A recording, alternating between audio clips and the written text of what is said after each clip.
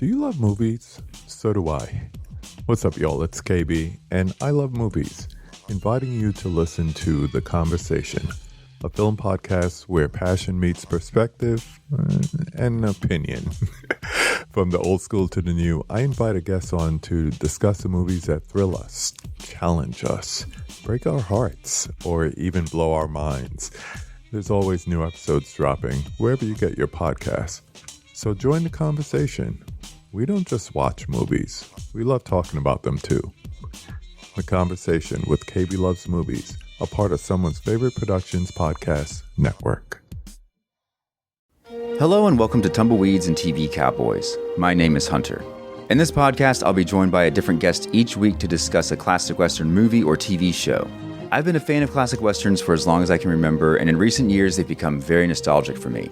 I love the aesthetic, the tropes, and I love seeing different filmmakers' takes on them. At their best, they're incredibly entertaining, rewatchable, and some of my all-time favorite movies are Westerns. We'll mostly focus on Western movies made in Hollywood, but we'll also be covering spaghetti Westerns, and one thing I'm very excited to get into are Western TV shows. I've got some amazing guests coming on the show, film professors, historians, and podcasters. And Tumbleweeds and TV Cowboys is part of the Someone's Favorite Productions podcast network, and many guests on the show will be from other shows on the network. Thanks for listening. Dark Destinations. These may be end times, night creature. Why would a few more casualties trouble me? Because their blood will join yours. A radio drama anthology. You are wrong. How you figure? Every merc on Mongo is hunting you down. Not you. Your partner. He said I didn't have a ray gun. Full cast performances set in the haunted corners of the globe. Darkness is coming for you. That's the fear that haunts me. Sleep! Ah! Dark Destinations by Father Malone at weirdingwaymedia.com.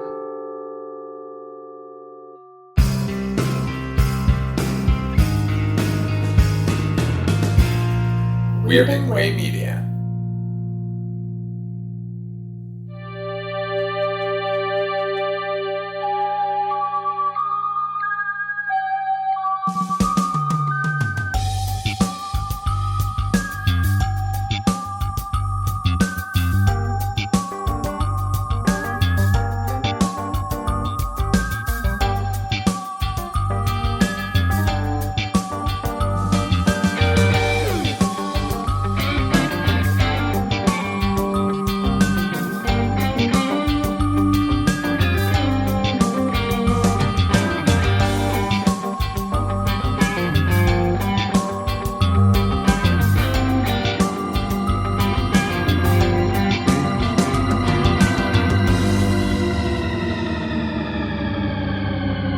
Welcome back to Midnight Viewing, the horror anthology podcast, where this season we're taking a look at George A. Romero's 1980s series, Tales from the Darkside.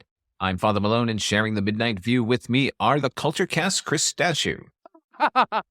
You sad excuse for a podcast host. And also with me is the Projection Booth's Mike White. I don't know if that's the genie or the answering machine talking. Coming from somewhere inanimate. Tonight, we're taking a look at 2 episodes from Season 1. They are Djinn, No Chaser, and All a Clone by the Telephone. Djinn, No Chaser, Season 1, Episode 10, originally aired on January the 13th, 1985. Written by Haskell Barkin, based on the short story by Harlan Ellison. This was directed by Shelley Levinson. No surprise to anyone, he directed Time and Teresa Golowitz on Twilight Zone 1985. It also stars Charles Levin. He's the owner of the Disc and Dat and Spinal Tap, and he's the annoying reporter in The Golden Child, at the beginning of The Golden Child. For any fans of that movie, maybe I'm just the only one. Also starring Colleen Camp. Who I want the knife. Yes. I was just hoping Mike would. I didn't want to have to intrude. Like he was gearing up. Mm-hmm. Sorry to interrupt, but no, yes, I had to prove my allegiance at some point. Yes. Thank you, because I'm a fan of that movie. It also stars Colleen Camp, who would appear opposite in our next episode's Harry Anderson in Tales from the Crypt's Corman's Calamity, which bears a striking resemblance to our next episode here. This would also star Kareem Abdul-Jabar. This is about a newlywed couple who are augmenting their home decor with a magic lamp, but the genie inside is not interested in wishes for anyone. What did you think about this one, Mike? I am rather ambivalent about this one. There are a lot of things I like about it and a lot of things I don't like about it. And I'm kind of on the fence with, do I like it? Do I not? I have to. So I've only read a little Harlan Ellison in my day. Is the dialogue coming from him? Like all these like quips and things and the whole like them talking in script form and stuff. I mean, I think I liked it, but I'm not exactly sure. I almost would have liked it have been more of that and them going through their daily lives without the genie thing, because the genie thing just complicates things unnecessarily almost. It's also very weird that we have this whole thing where he is talking to the camera. We never see who he's talking to, and I guess he can just leave the asylum that he's possibly at, but I don't know if he is.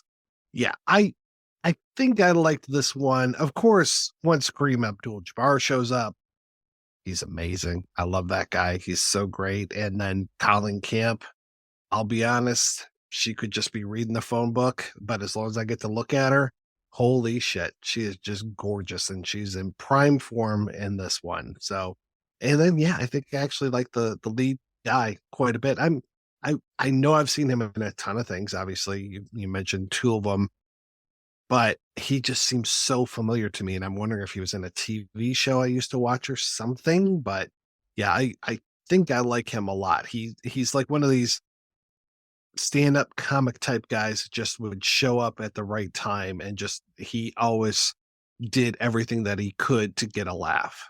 Yeah, those are my thoughts. How about you, Chris? Well, there is a connection to something that you and I have talked about. He shows up a fair amount on Alice, about a quarter of the episodes of that show. Okay. With, Linda Lavin, our dear friend Wentworth over from Barney Miller. Mm-hmm. But I think I agree with you. I think it's a fun episode. I mean, we're seeing what Tales from the Darkside can do when it's not just like horror.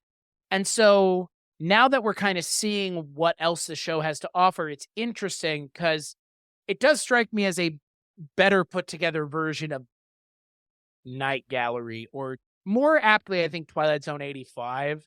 I think this is a better version of Twilight Zone 85, which is to say, if you had called this Twilight Zone 85, I probably would have believed you.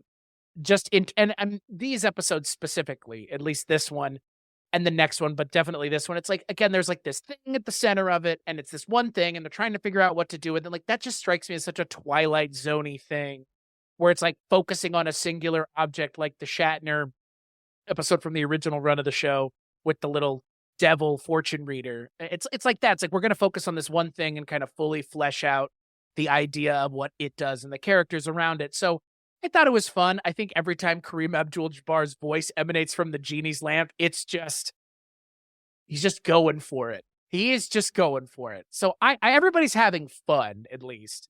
That's my at least basic takeaway. Father Malone, what about you? Well, okay, I have a complicated relationship with Harlan Ellison. He's one of, if not my favorite author of all time. And watching this episode got me thinking about the fact that the real giants of science fiction, they virtually have no presence in television or movies. Like Ray Bradbury, you think there would be a ton of adaptations of his work, but the problem is it's really his language that enchants you in those novels. So it's not so easy to adapt. With Ellison, his language it's the same, but the problem is what reads well on the page does not necessarily sound good coming out of somebody's mouth. And a lot of his dialogue sounds very comic booky, particularly when he's doing comedy. And there's nothing wrong with doing fantasy comedy juxtaposition. It's just that Harlan's idea of comedy always tended to lean into the Borscht Belt.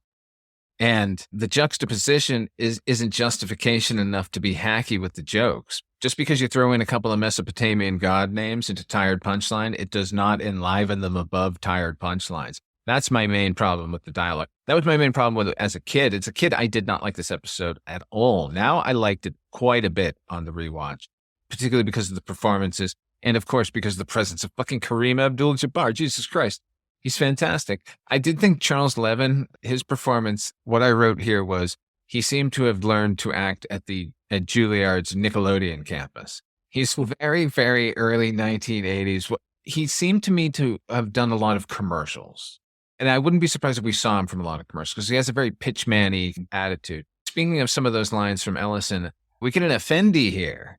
Harkening back to our days in the Night Gallery, apparently Ellison is drinking at the same bar as Godfrey Cambridge and make me laugh. Jackie Vernon, baby. That is right, Effendi. I think it worked better here, though. The special effects dude on this episode must have been stoked. This is all practical special effects. He's got ducks flying and blinds flying off the walls and stuff. As much as I liked all of those and as ramshackle as they were a little too ramshackle. Like, I felt this episode was overreaching in its ambition. We go way too quickly to this guy, like, losing his marbles. Like you said, is he crazy? He just seems to get up and leave. And what I liked in the third season of Night Gallery so much is both John Badham and Jean Swart kept forcing us in on the story by making their characters break the fourth wall and address us. And each time it was pointed and unsettling and wholly necessary to the plot. Here, it's just first of all, it's an info dump. It's just to let us know who these people are and what their situation is. But I resent being made the Doctor here, particularly when we start in this like silhouette of him, this shot of him in the side, and then we swing out to face him, and then he starts talking to us. I'm like, okay, if we're the Doctor, what were we doing just at the beginning of this episode? I don't know. It was really weird. I think Colleen Kemp, in addition to being incredibly beautiful and seemingly ageless, every time I see her in something, I go, oh my God, she looks perfect there. And I go, wait, she'll always be. What's funny is this same year basically is when Valley Girl came out, and she's playing like an aging hippie in that. 2 years earlier, she's in Apocalypse Now as one of the bunnies at the USO tour that needs to be rescued. Like, I don't know, she's a vampire or something, but she's also a very, very deft comedian. It's easy to overlook that because she can play it really broad and deliver in that way. But here she's underplaying it, which is exactly what she needs to do because Charles Levin is going off the fucking walls. I mean, he mugs every chance he gets. Like, every time he like picks something up or does something, he like looks, he's like, It's like, Jesus, bro. Like, at what point are you going to maybe hold 5% back, let alone 10? Like, it doesn't always need to be 100%, my friend. Like, and he's just always with the mugging. It's like, it is very comic booky and like over the top. It's very overwritten and overacted. At least on his end. Here's the thing, Mike, you asked if a lot of this dialogue was straight from Harlan Ellison. If you've ever read any of Harlan's, I'm calling him Harlan like I knew him. Yeah, if you've ever read any of Mr. Ellison's scripts or screenplays, no one would ever want to make them because he's directing from the page. They're like close up of pistol, like medium shot of this, like move in on this. He's not just telling the story. He's being very exacting. And I think he seems to have inspired anyone who adapts him to kind of be that slavish to it.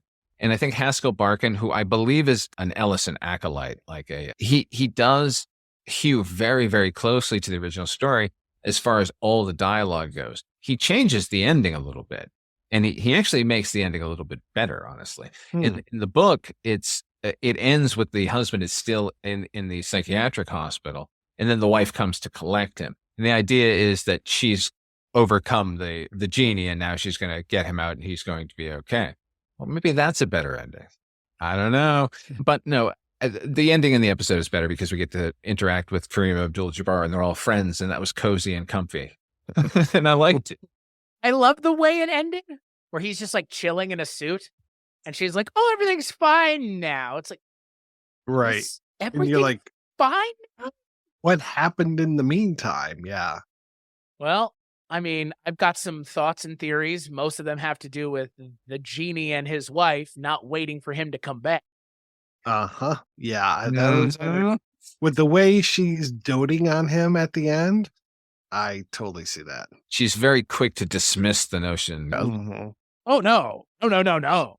How dare you suggest such a thing? I would never rub this man to completion for anything, let alone in or outside of a lamp. Mm-hmm. Yeah, the punchline at the end is pretty corny. It was funny because as soon as she started to talk about it, he's like, "How did you get him out?" I was just like, "Can opener, right?" And I'm like, I don't remember ever seeing this episode. So when they like camera goes over and then shows you the can opener, I'm like, okay, yeah, that was a little much. Like all she had to do was hold up a can opener and it would have been fine. Yeah.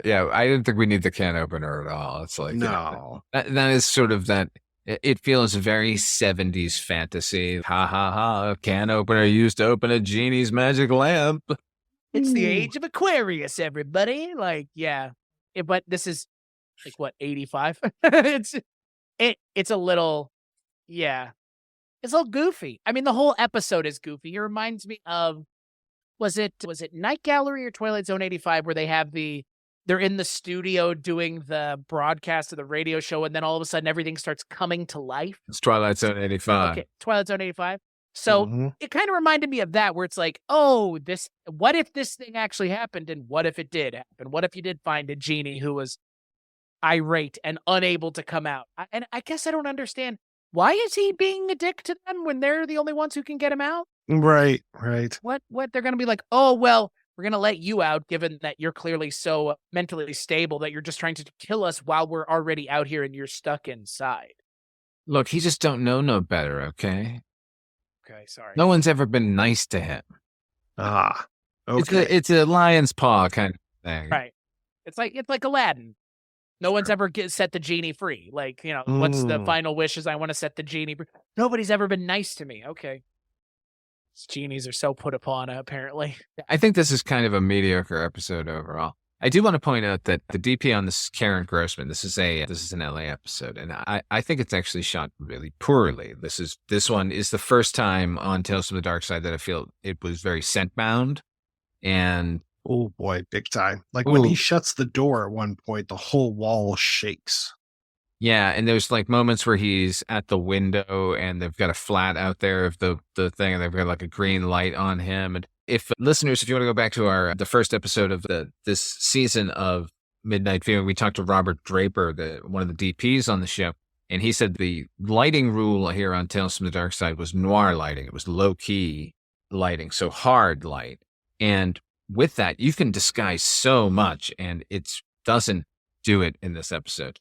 But Karen Grossman shoots the next episode, which is also an LA episode, and I think it looks fantastic. So I might have to blame the director here, Shelley Levinson, for maybe running the schedule a little quick, trying to meet the day. Speaking maybe of, it's also just maybe because Harry Anderson just looks so West Coast compared to Charles Levine. Well, there we are. We're at All a Clone by the Telephone. This is season 1, episode 11. Aired originally on January the 20th, 1985. This one was also written by Haskell Barkin, directed by Frank De Palma, and stars Harry Anderson. Like I said, he kind of remakes Corman's Calamity with Colleen Camp at a certain point with this episode. It also stars Marcy Barkin and Joe Dante Good Luck Charm Dick Miller. This is about a struggling television writer who finds an ally through the help of an answering machine and an alternate universe. What did you think of this one, Chris? So Harry Anderson is someone who I haven't seen in enough things, but the thing that I've seen him in, he's definitely not great in. That thing being Stephen King's It a Two-Night special event. He is actively, I think, one of the worst parts of that movie, just because, I don't know, it's not him. It's really what he's... Yeah. 100%. He's terrible in that. He drags every scene he's in down. And I love Harry Anderson. Don't get me wrong. Yeah, I don't think it's him. I think it's look, I don't think it should come as any surprise the second It sequel wasn't great either. So the second night of It has never been good to begin with. My point being, I haven't seen Harry Anderson in much other than It and a handful of disparate episodes of Night Court. So that all being said, I think he's great here. And I like him a lot here because this seems like the perfect kind of put upon thing that works for his comedic thing, his style that he brings to things.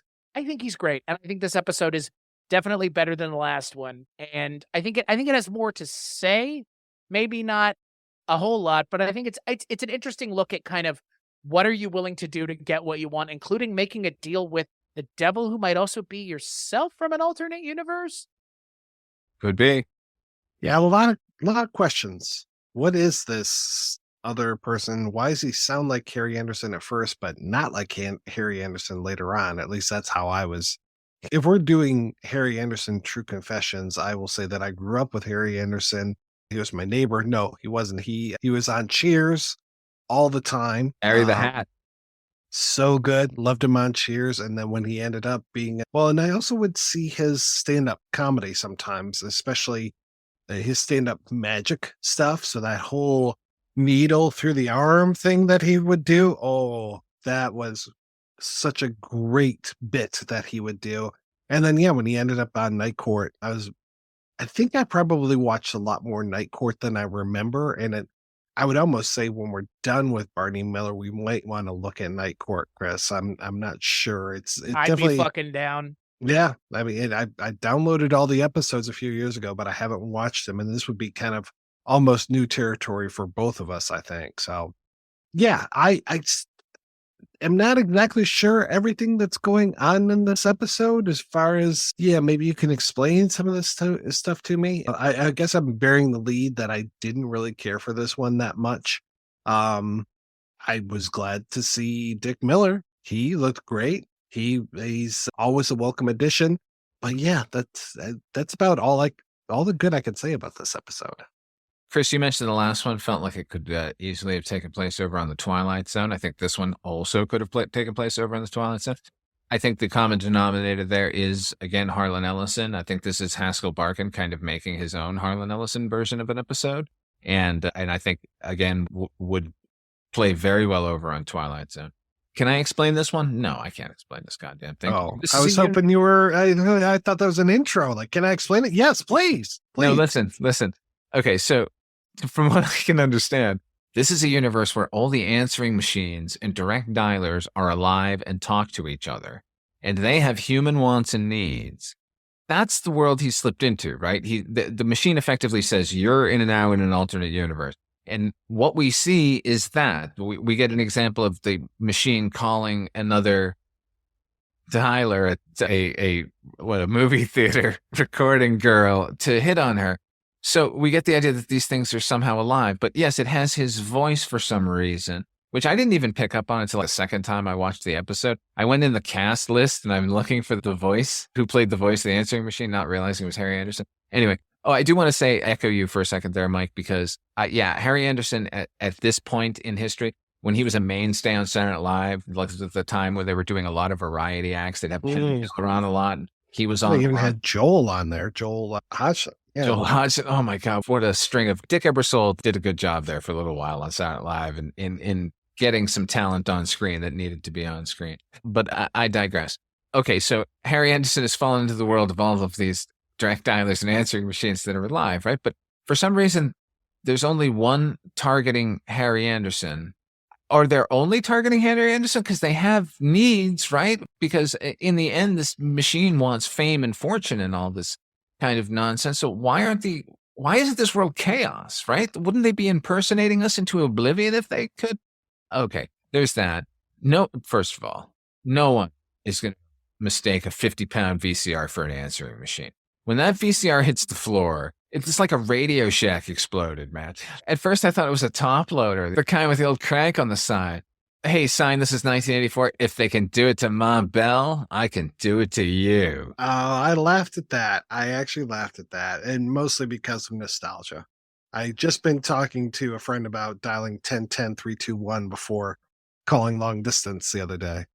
There was a sketch on not necessarily the news at this time. It was Ma Bell's answer to the world. They're like, you broke us up and you're going to pay. You're going to have to buy your own phones now. We're not coming out to fix anything anymore, suckers. This whole episode seems to be about overreactions because the machine seems to be at the beginning trying to help him get work. And then he overreacts to the machine that he doesn't want his help and it's ruining his life. So then it tries to get him what he evidently wanted by getting him his girl back. And then Harry Anderson overreacts to not only to the, I'm going to unplug you, I'm going to erase you? Why are you erasing him? Why are you going this far? It's just horrible. I thought the endless calling was hilarious, the machines taunting him, because they never straight up taunt him. It's just what they're advertising is pointed at him. Like, I thought that was kind of amusing. Like I said, I love Harry Anderson, but there's a moment where he's smoking while gnawing on a chicken bone that I found deeply disturbing in this. He liked to push buttons, you know. The erasing of the machine, which I found so horrible, ends up meaning nothing at all, because as soon as he plugs it back in, it's there, like as if it meant nothing. Like that was bothersome. So, okay, now he's going to, after he's been so horrible to the machine, he now is going to need the machine, because he goes to visit this producer who wants to talk about the miniseries that he created, but really it was the answering machine who created the miniseries. But the producer can't remember the miniseries, even though it's on tape at his house. Right. Thank you. Also, I don't care how fucking excited he was at the time. You would remember at least something. You know, the thing with the cars. Something. Like, I can't remember any of it at all. What kind of magic tech is on display here? Magic tech over and over again. Tales from the Darkside equals magic tech, guys. He's a horrible human being, and now he's going to get his just desserts, where the machine's going to take over his life and make him his slave, right? But what the machine wants is like credit. Okay, first of all, what is going up on the screen? Written by Execusect? You're right. Secondly, wouldn't it just be, can't he just turn the script in and put his name on it and tell the machine that he did it? Like, good enough for Walter Hill. Oh, zing. But I don't know. This also reminded me of the Twilight Zone episode with James Coco, the Shakespeare episode, like in the ending, end of it, you know, the writer trap, like parallel thinking going on between the Zone and the Darkside. I'm sure ultimately what I took away from this episode is Haskell Barkin took a lot of notes from executives on scripts for television scripts he had written, and they were on his answering machine. And this is what he felt like. He felt like his answering machine was controlling his life because it was telling him creative things that he had to do. And then he wrote this, and this is what we get, because I don't know ultimately what this is about. I liked it, and I liked it a little bit better than Djinn No Chaser, but I don't know what they're getting at here at all. Is it a comment on how disaffected or disassociated we are in society? I don't know. Well, that's the thing again. Like, why are we so focused on technology with the show all of a sudden? For like 5 of the last 6 episodes, it feels like have just been like technology focused, and they're not saying anything. It's just like, isn't technology weird? It's technology as magic, right? Because in the last right. It's just a means to get him what he wants. Mookie and Pokey, it's a means to resurrect the dead. I mean, at least they're giving us something with it. But what is it here other than man versus technology? And if so, why is it even about screenwriting? Shouldn't it be something about calls, or the fact that we're all stuck on the telephone at all times? It seems very telephone centric for being nothing about telephones at all, ultimately. Or that the answering machines even exist as a thing. And again, you know, Mike, you and I are doing a show about The Sopranos, and early on in that show, they're talking about call waiting. And that's like a big part of one of the episodes. And here it's like, isn't the fact that you could leave a answering machine message weird? Ooh, it's like, it was a very big. No, I know. I understand that part. But like now it's like, obviously it seems very quaint now. But again, like more to my point, it's like, and that's all you're doing with it, is that your answering machine can talk to you? Like, that seems like a missed opportunity in like 8 different directions. It's maybe the technology's too new, and this is just the sitting around the office looking at the thing and thinking about it and spinning out this tale without considering what its actual impact is. I don't know. What's the furthest we can take it? What's the logical furthest step we can go with this? Oh, I know. My life. It's alive. Tabitha, come in here. I want you to read something. No wife murder in this one. No. Anything else about this one? All right. On the next episode of Midnight Viewing, we'll be taking a look at 2 episodes from season 1. Those are In the Cards and Anniversary Dinner. Midnight Viewing, the horror anthology podcast, is a proud member of the Weirding Way Media Group, and our theme song was composed by HP. Until next time, what are you working on? Where can people find it, Chris Stachiw? Weirding Way Media is where you can find everything that I work on and more, including things that I am not part of, but just, work with or find places to let people put their shows out. So weirdingwaymedia.com. What about you, Mike?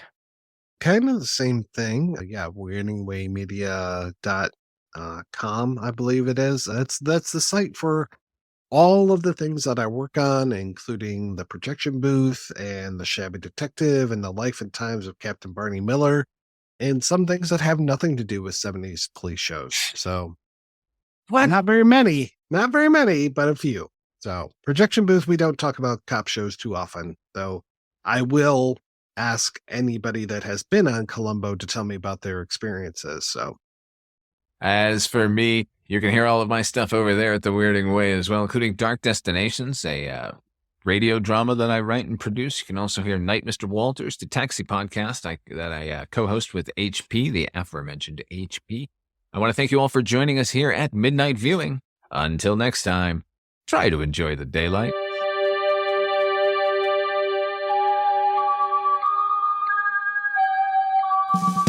Midnight Viewing, the horror anthology podcast, is a proud member of Weirding Way Media. Our theme song was composed by HP with an assist from Donald Rubenstein and Erica Lindsay. If you want to hear these episodes early and commercial-free, become a patron over at patreon.com/Father Malone. Not only are the episodes up early, but we have extended interviews and bonus podcasts where we spotlight the best episodes of horror anthologies from every series. But if you just like the show and want to help, please share it with your friends and give us a rating on your favorite podcatcher. Together we'll keep journeying through the places that are just as real, but not as brightly lit.